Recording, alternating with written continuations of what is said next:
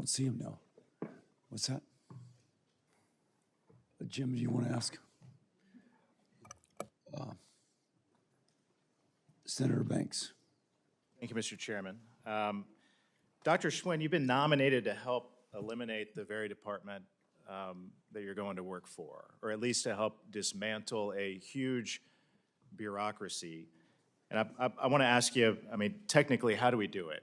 How do we dismantle a huge bureaucracy and send important decisions about education back to the states? You have an expertise, a background on the role of the states versus the onerous bureaucratic role of the federal government. Give us a technical take on how do we get there?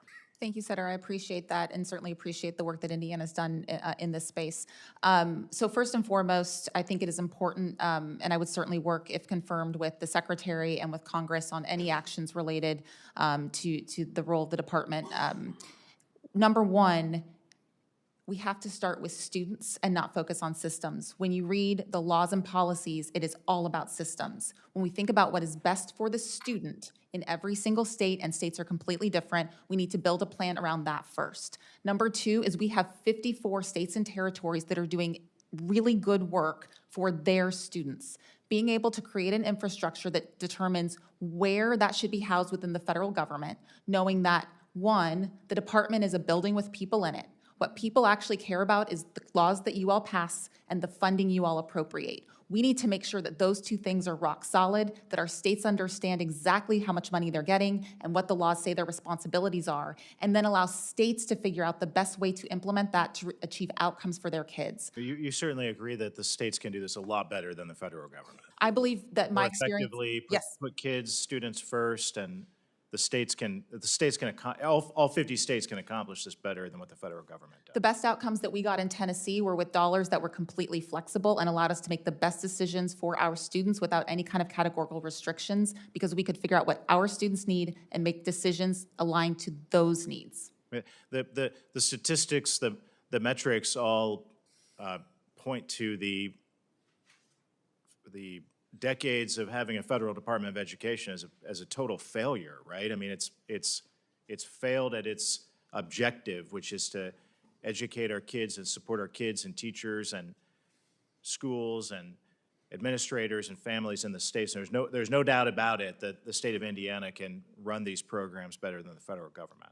Well, as a personal privilege, I'll say you also have a pretty exceptional commissioner in the state of Indiana, in Dr. Katie Jenner. But I would say most importantly is that a department or an agency in the federal government is not going to change the outcomes of students. The teacher in the classroom is going to teach the standards that are approved by that state. The parent is the parent of that child. What we need to do is ensure that we've created a system that is going to drive outcomes. That is not going to happen from the federal government, whether there's a Department of Education or not. We need to build structures and systems for students that support local communities to do just that.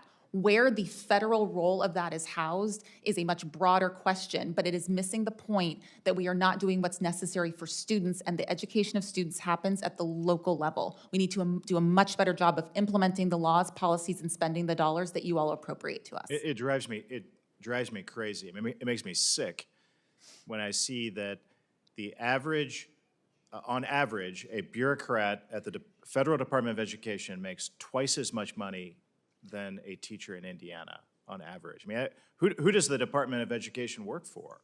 The employees or the students and teachers and schools back in the states? What can we do to unwind that? I appreciate that. I certainly can't comment on the federal salary schedule, but I can. But what I will say is the daughter of a single mom who is a teacher and starting my role as commissioner in Tennessee, where the starting teacher salary was $37,000 per year, and that was in 2019. Teachers are not compensated at a competitive level for what we are expecting of them and the outcomes we want for our students, period.